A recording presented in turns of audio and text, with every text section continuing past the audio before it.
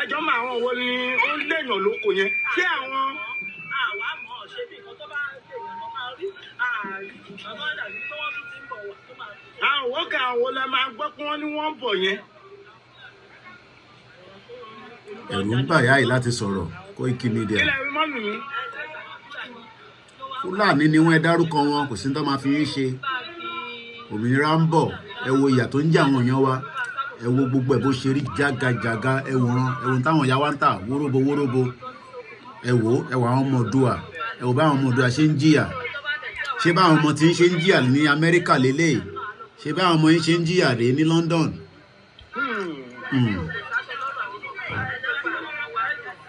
Èní ni ọjọ́ 10 oṣù kejìlá.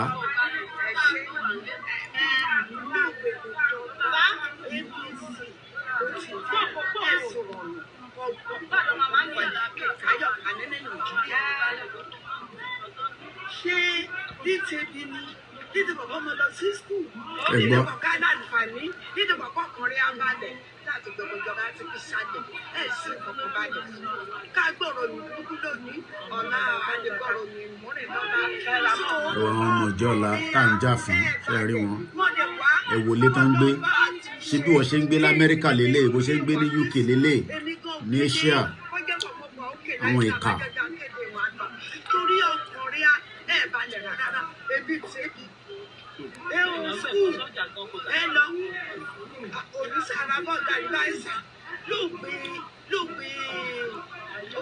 ayé àtijọ́ kẹsẹ̀jà ọmọ gbàjí àgàgú ló gbàjí àgàgú ẹ sọ nípa èmi ni mo mẹ́rẹ̀ sí lọ òrọ̀rùn bẹ láti rí ṣe ṣùgbọ́n lóògbé kan ẹ ọ̀rá àgbọ̀ ti jẹ́ orí òye yìí. ẹ gbọ́ látijọ́ tí APC ti débẹ̀. ọ̀la àgbọ́dẹ̀yàn lẹ̀ ìyàn àmọ̀tẹ́kùn gan oníjúdàmọ́ rẹ̀ mọ́kànlẹ̀ á palẹ̀ àlọ́run sí. ẹ gbọ́.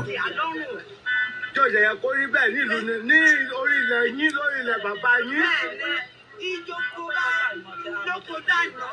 Koikimedia, bringing the world closer to your doorstep. Èyí ni ọjọ́ 10 oṣù kejìlá nínú ọdún 2022. Saturday the 10th of December 2022. Koikimedia. Àfúlàní ò jẹ́ kẹ́ lọ sóko. A fún gbogbo wa ṣe. Mami.